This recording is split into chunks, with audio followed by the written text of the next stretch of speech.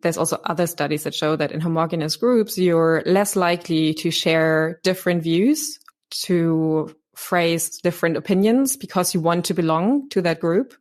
Whereas in a more diverse setting, you're more open because you already see or know, okay, these people are different from me. They're probably more open if I share a different opinion.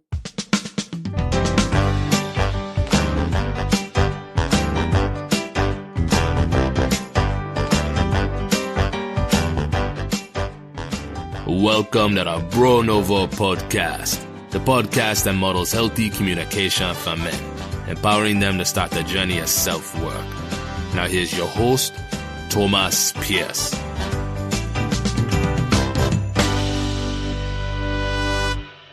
Welcome along, everybody. It's great to be here with you again.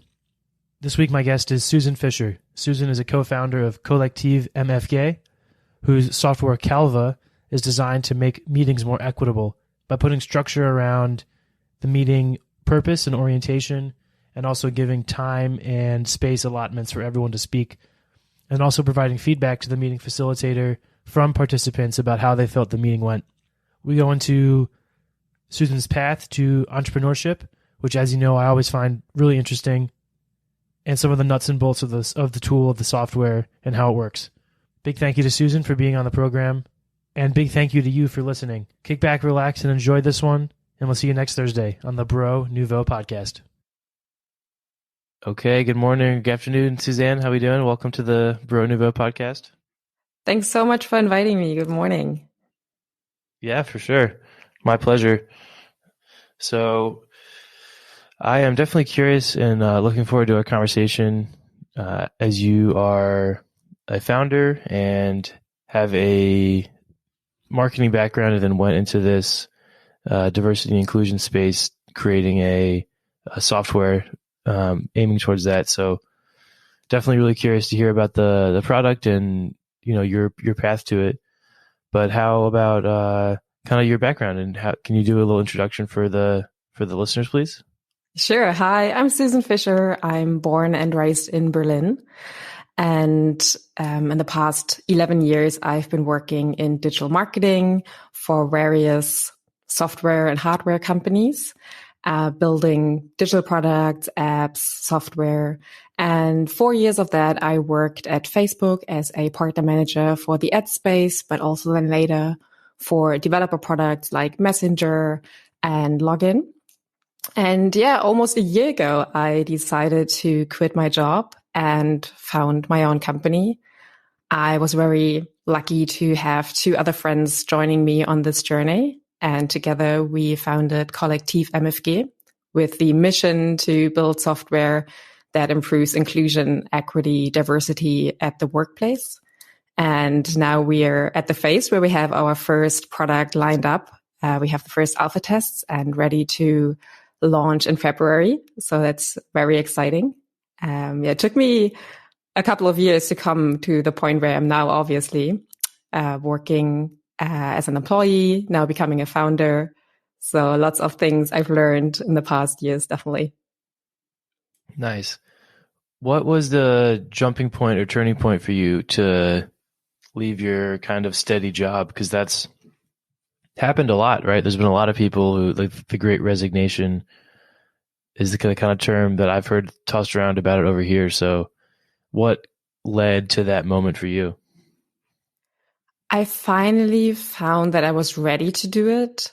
I always had hesitated, and I thought there's still things that I should learn before I do that. And then also during the pandemic, I felt like now I have to do something that's really worth getting up for in the morning. After 4 years in the same job, I was like, okay, I'm just ready to do something new. And I felt also I'm ready to try something on my own. So you said you were getting up at 4 a.m. every day? No, after 4 years working at Facebook, I was like, okay, like for 4 years, I more or less, I worked for the same company in different positions, but still I was like, okay, I feel ready now to build my own company after 11 years of work experience. So it was like, okay, now's the time to do it. Great. And how about the pandemic experience too? Because that's actually something that I actually haven't talked a ton about on the program, shockingly. So what did you, I guess, how was the vibe in Berlin? Was it totally shut down? And then what did you kind of learn about yourself? And I imagine you were with your partner a good bit in the house potentially. So yeah, how did that go from like a personal perspective? Yeah, it was interesting because the first wave hit really late in Germany. I think other countries in Europe had a way more rough start than Germany did, but then it hit hard as well. And we had the first lockdown, which was 3 weeks. Then the second one was 3 months. And then next one's like now we're in the fourth wave and there's potentially new lockdown on the horizon. But yeah, being at home full time was a huge change. I was used to working from different offices, working remote, working from home. I was really flexible, traveling for work quite a lot, like 3 days out of 5, I was traveling for the job. So being at home full time was definitely a change. And especially without having the opportunity to go out and to have something to counter sitting at home all day. I mean, I was still in a very privileged position because I had the tech equipment. The company was well equipped to allow everyone to work from home. And we even got bonuses to have a better setup at home. So I think compared to a lot of my friends, I still had a jackpot when it comes to the working from home setup situation.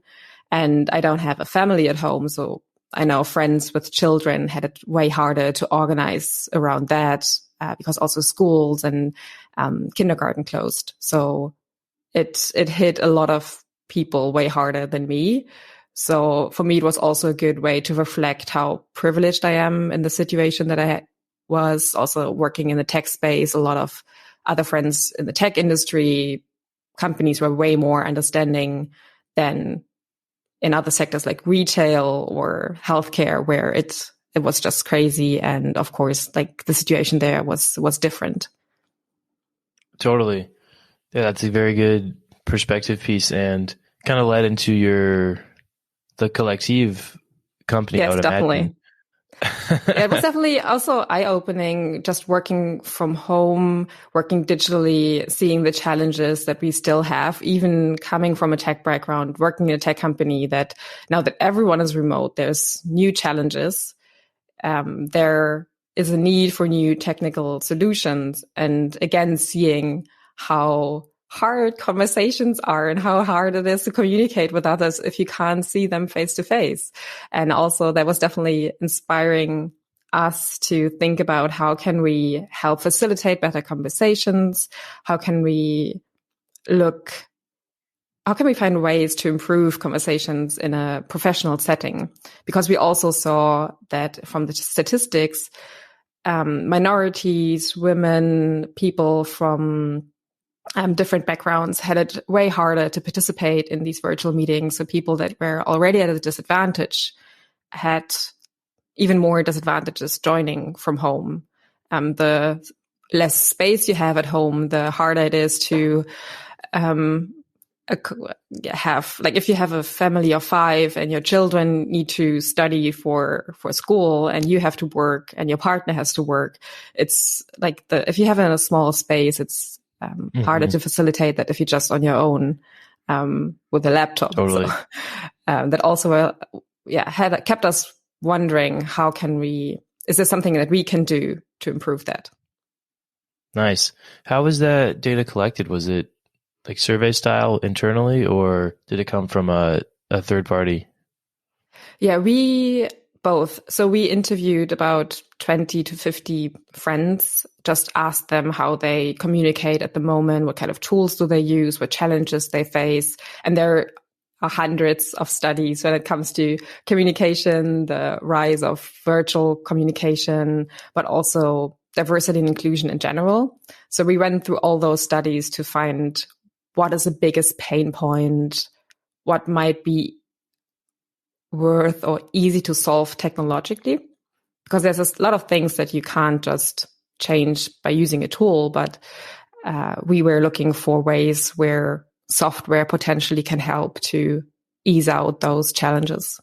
Nice. Okay. So it's almost like a research paper or similar mindset, like find a gap in the market or find a gap in the current state and what can you provide as a solution.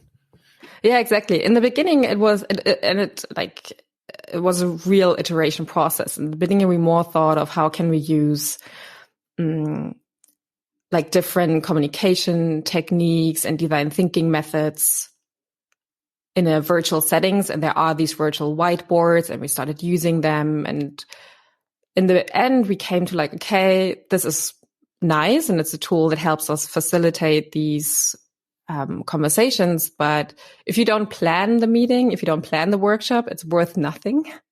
So then we pivoted more to, okay, let's think about how can we help people to plan meetings and then to moderate meetings, because that's where we found out is the biggest pain point, because a lot of people are stressed, don't know how to prepare, or we just don't think about what needs to go into preparing a meeting so that it's really inclusive and equitable.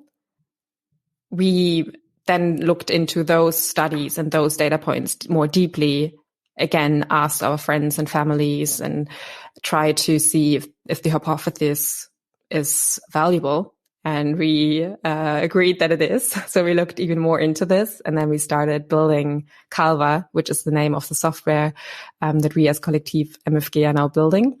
And since May this year, we are building on that software to, facilitate meetings online. Awesome. So what are the,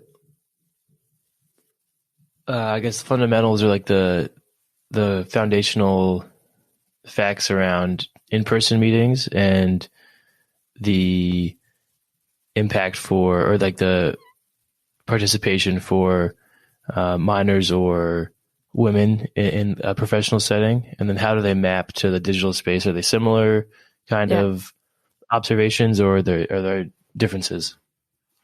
They're actually pretty similar. And it comes down to 4 critical points that we mapped out. One is unconscious biases. Like there are unconscious biases and they play a role how we communicate. And if you don't consider them as part or that they're real, this can be harmful. Then there is differences in gender identity, sexuality, and there are a lot of studies about how men and women behave in meetings. And it actually is proven that women speak 25% less when also men are present in the meeting.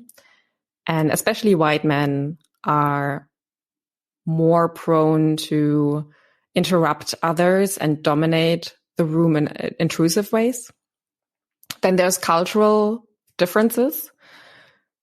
And there have been a lot of books written about it, but it is that Western and especially East Asian culture is completely different when it comes to turn taking, how we facilitate conversations. Someone from East Asia might not be comfortable to just jump into a conversation, anticipating the end of my sentence and just continuing. They are more waiting also to show, okay, I've heard you, I understand you, I give you time or give me time to let that sink in, and then I will respond to show respect. And if you are in a meeting that is more, has more of a Western setting, we would be like, oh, why doesn't the person never jump into the conversation? Why don't they say something? Whereas we just not facilitate the meeting towards their cultural preference or how they've been raised. So that's a big point. And the last one is there's different personalities. There are people that are more shy. There's people that feel happy to speak up in any moment and give their 5 cents, 2 cents. And there's people who just like to have some time to write feedback down. So yeah, those are the 4 big things: cultural differences, unconscious biases, gender differences, and personality. Thank you. Yes. For sure. Cool. That's very interesting. And good to keep in mind, especially the over speaking or the interrupting thing from men. Because I think that in a male, like an all male environment that's pretty consistent, and maybe especially if the group isn't like good friends, or that's kind of like more acquaintances, or in a business setting, it definitely does like feel like it's like a banter that like keeps rolling, and it's kind of like get on the bus or get off the bus attitude. But I can totally see that in the workplace, how that wouldn't be what's the word? It wouldn't be helpful or productive. And especially because everyone brings their own baggage, right? Like, and their own experiences and things that may prevent them from participating in a meeting or kind of feeling comfortable to do so. Even among men, it's interesting. Also, there's studies who specifically studied wild male manager behavior. And also there are some interesting findings that show that even in a homogeneous male-wide setting, male participants still want to be heard. And their biggest fear is that they are not seen, that they are not wanted. And the thing is, there's also other studies that show that in homogeneous groups, you're less likely to share different views, to phrase different opinions, because you want to belong to that group. Whereas in a more diverse setting, you're more open because you already see or know, okay, these people are different from me. They're probably more open if I share a different opinion. It's also why diversity is such a big, important thing. Of course, not in every company, there are diverse teams. That's something that most of the companies now are addressing. They're hiring more diverse teams, which is really good. But then still, as if you have a diverse group, are you facilitating conversations to everyone, or just the same Western white male kind of settings you always use because that's what you know, instead of trying to facilitate conversations and meetings in a different style that is more inclusive to different cultures, to different personalities, and not just more like that you would always do. And as you said, also what sometimes can be a problem is that these groups that grew even in the company, that like these boys clubs that have more chit chat on the golf course or whatever sports they do afterwards. Whereas then other people come in, don't have that access, don't have the chit chat that is off work. Right, so offline. Also like if you don't have all information on hand as others have, it can also be exclusive as well. Totally. How about eye contact in digital meetings?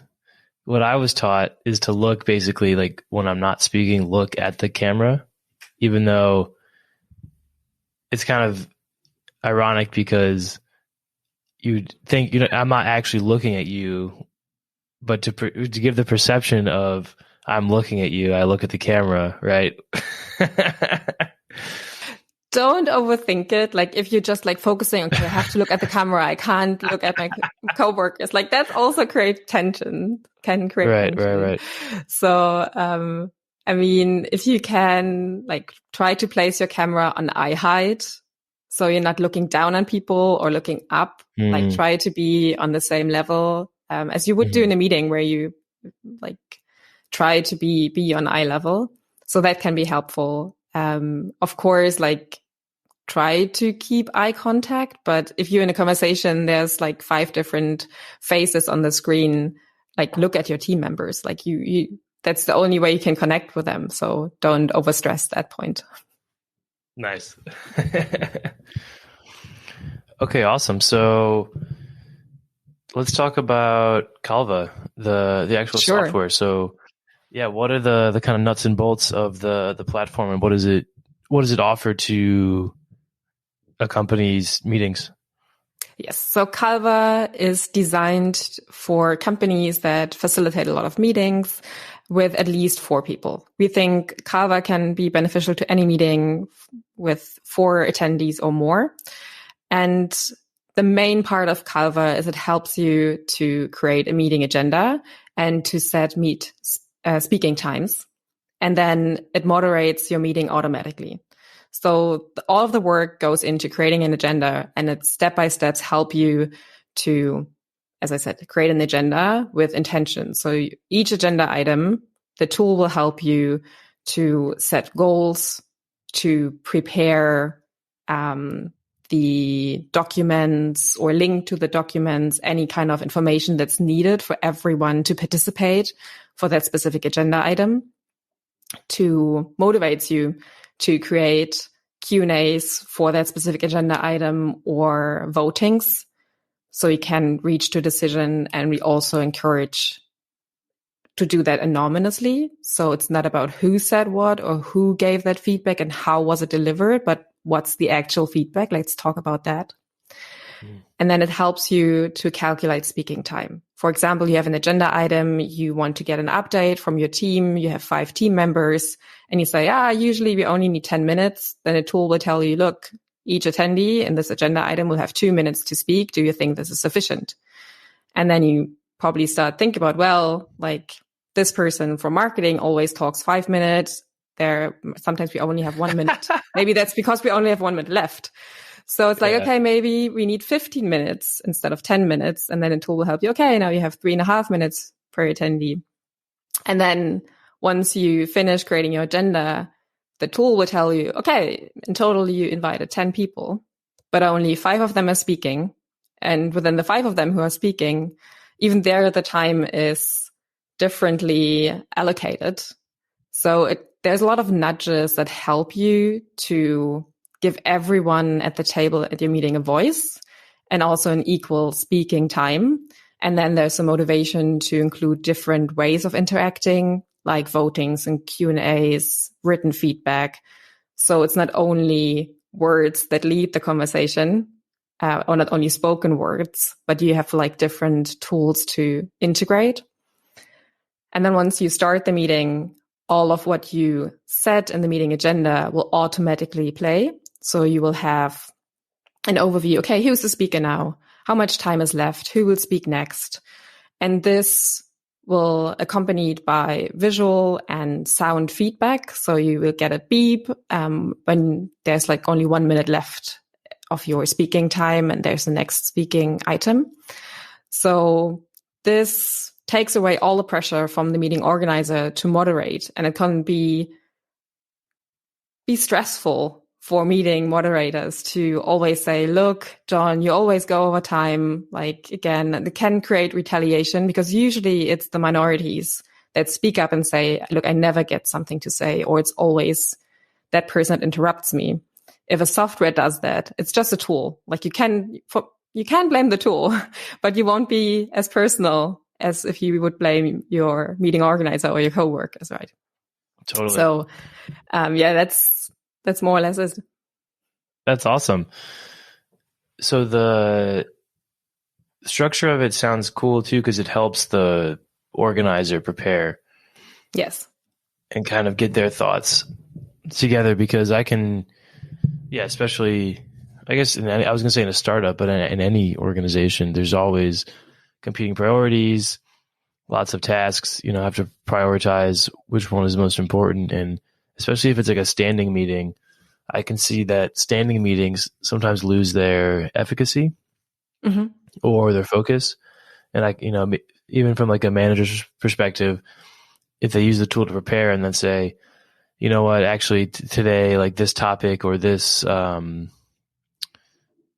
deliverable isn't a priority, or we've already done it, or it's not required right now, whatever the thing is, then they can pivot and maybe make it, either a different topic to make it, productive, or look at it as like, hey guys, we actually have a free 15 minutes. Like, let's talk about anything but work and get to know each other. Yeah, that's exactly.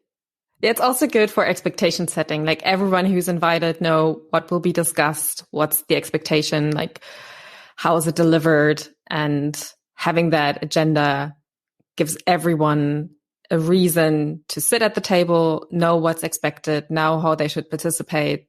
So if someone's not on it, they can raise concerns beforehand or give feedback afterwards. One of the big parts of Calvah is also that at the end of every meeting, there's a little survey that asks how inclusive was the meeting, how productive was the meeting, and were you able to say everything that you had to say.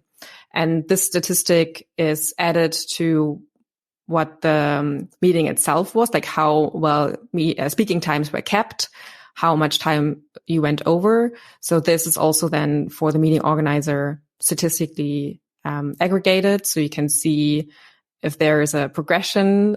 So again, to nudge you to prepare meetings better. And it's interesting because in the user tests now, almost every meeting organizer manager that we had, we asked them beforehand, do you think you create equal, inclusive meetings? And nearly everyone was like, yes, I do. And then they used Calvah, and then they were like, no, I know that I never did. So like forcing yourself to sit down to create a meeting agenda for 10 minutes for a meeting that might be only 30 minutes or an hour really makes you think, do I need this meeting? Who do I want here? What kind of conversation I want to facilitate? And having that structure helps everyone and really minimizes all of the conflicts, the 4 conflicts that I talked about a bit earlier. So the tracking of the speakers, is it like a manual system where the moderator will say, okay, person 1 should be done? Or is it kind of like, is there some AI component or some element that tracks, like assigns a number or like identifies each person and then tracks their length automatically? Yeah, at this stage, unfortunately, it's not automatically.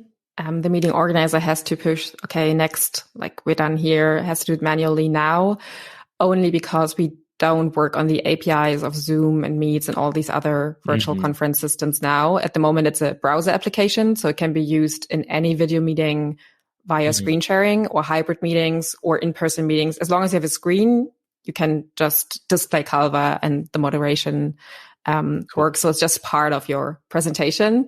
We do plan to integrate it better, like the less manual work, the better. But for the launch, it will be a bit manual. For sure. Yeah. I know it's not easy to get on that Zoom marketplace. Like, I have to be.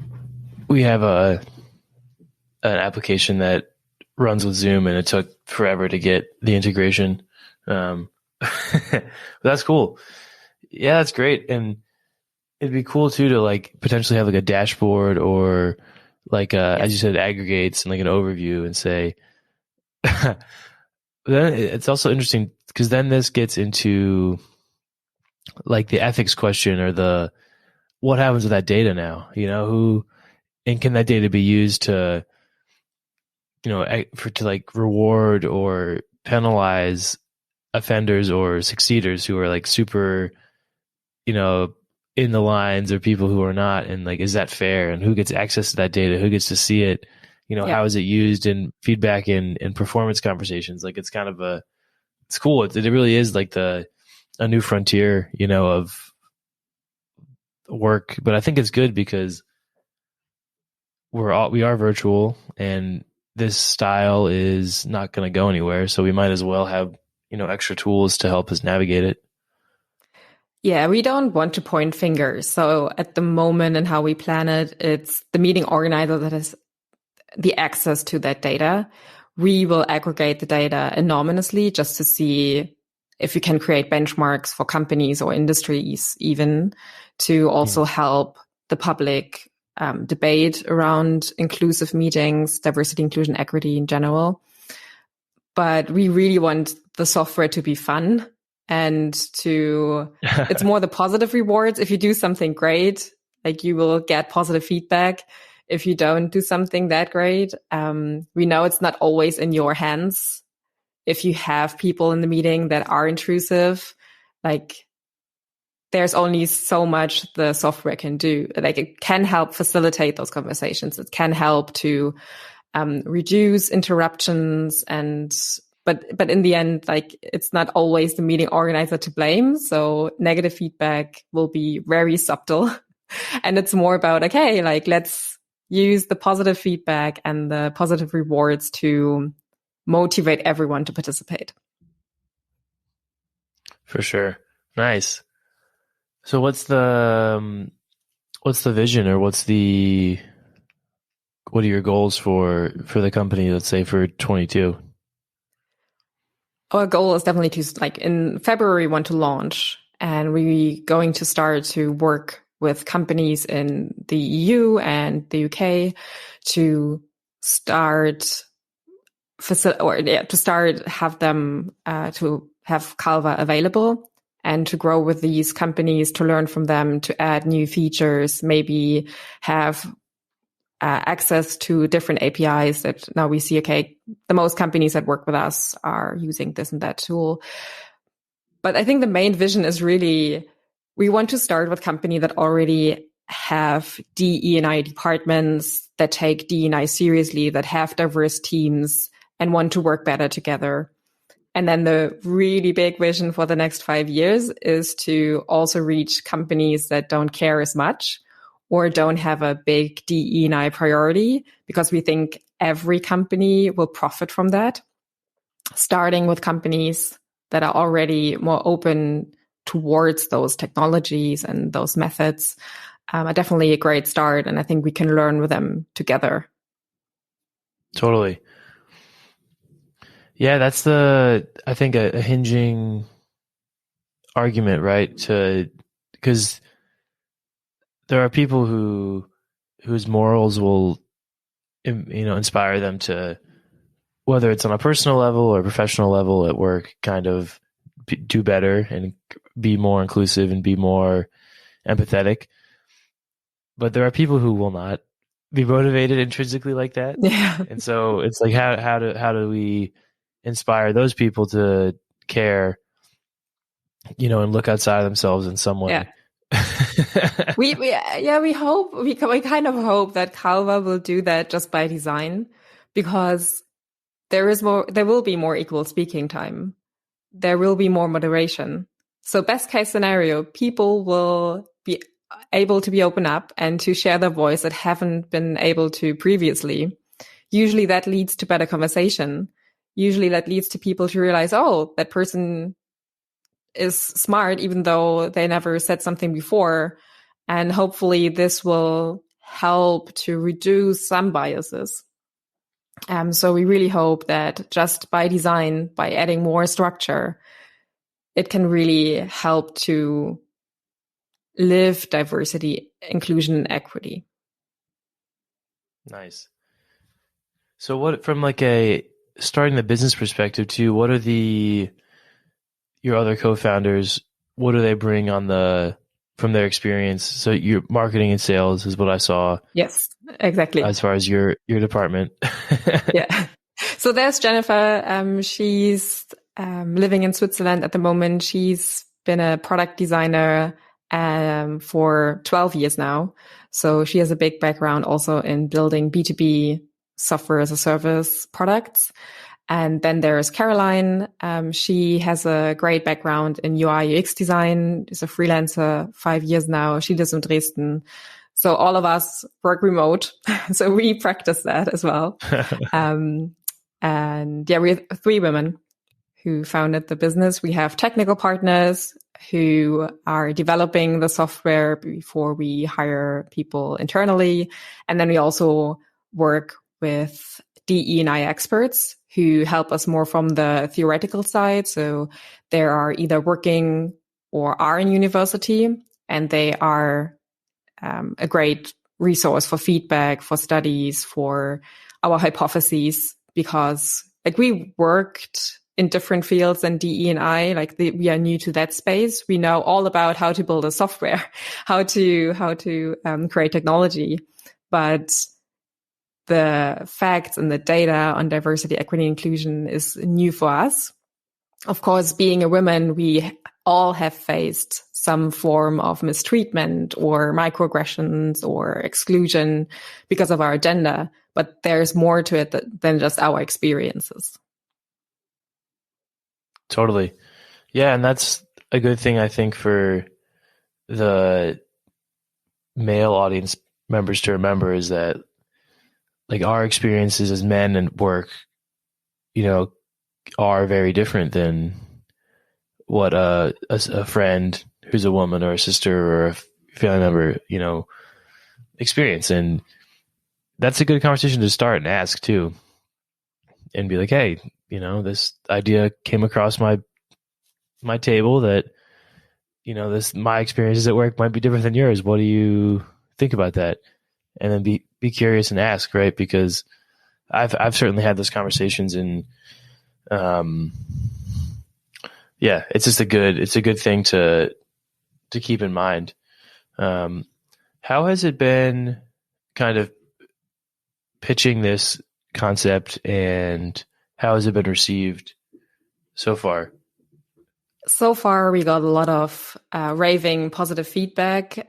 We don't even have a product yet. Like, we have a prototype, we're testing, and we're working on the actual product, but we already have partnerships, for example, with the Female Factor. It's a global network for for women in management, or who want to just be more empowered. And I think we're at the right time, at the right place now, with a lot of people working hybrid or just virtually. Also because the conversation on diversity is growing in a lot of more companies. There is more asks, more like everyone is stating, yes, more diversity and inclusion at work is good for everyone. So the feedback so far has been really positive. We, as I said, testing with the first companies and the first users. The feedback there is also super positive. So we're really looking forward to launch. Nice, awesome. Yeah, on the theoretical side too, if any of the other guests I've had, if you want to connect with them, I'm happy to connect you with them, just to kind of get the American perspective, I guess. And my company certainly, it's interesting too, because I would say we're a pretty diverse company, and have women in senior leadership, but I think it'd be interesting too to kind of see, in a more structured way, like how are we doing? And it's not just only like, okay, there's one woman now, there's one Black person, and you're like, oh, this tokenization can be also a tough thing, because if you are a minority, you already feel less a sense of belonging. And I certainly had those experiences when I was the only woman in the room, and I said something and the feedback was negative towards what I said. I'm like, is that because my idea was bad, or is it because I'm a woman? I questioned myself way more than my male colleagues had to, because they were more certain in their identity, in their belonging to the meeting. Mm-hmm. So that's definitely something that your listeners or everyone should keep in mind. It really can hold people back, not feeling a sense of belonging, and that the structure and the environment you create in a conversation can really turn how someone interacts with a group. For sure. Great takeaway, and good to keep in mind. And thank you for creating this concept too. I think it has a huge potential and could really help. Thank you. A lot of companies and managers be more intentional with our meetings, and make it less kind of pull it down from like a theoretical, yes, like I care about inclusion and make it more of a tangible thing. Definitely. Yeah. Cool. Okay. Well, let's pop over to the three things game. This is the sure. The hallmark of the Bro Nouveau podcast. So what month is your birthday in? April. Okay. Your birthday's coming up first, so you'll go first, and then I'll get a separate question after this. Okay. What are 3 things you have learned about listening? First, it's really important to have the intention to really listen. There's a difference between just listening and checking my phone or what's outside, what's happening, really having the attention to listen. That was actually 2 years ago, my New Year's resolution to really start more listen intentionally, because just there was so much happening in life that I realized I'm not listening that much. Then give more room when you listen, like not always giving feedback, not just because someone tells you something, they don't expect feedback. Sometimes they just want to share what they've experienced, what they have on their mind. And if there is feedback, I try more now asking questions so they can answer for themselves. So it's more guiding the conversation, asking different questions like, have you experienced this in the past? How have you dealt with this previously? And not just, okay, this is my experience to that. So not one up the experience, but really to go deeper into the conversation. Nice. Those are great. Yeah. I really like the one about not giving feedback and actually just absorbing it and saying thank you for sharing. Yeah. And like exactly not feeling compelled to like, give an opinion, follow up. Yeah. Yeah. Another kind of tool I've learned recently is it's more for like a relationship, but like I think it can be applied to any conversation that we care about. Would be like, say someone said something, the follow up would be, did I get it? So like, this is my understanding of what you're saying. And is there more, or is that all? Yeah. Yeah. Like you said, kind of giving a prompt to let them fully express whatever, they're trying to express. Yeah, that's really good feedback also for meetings, paraphrasing like, okay, this is what I got from your feedback.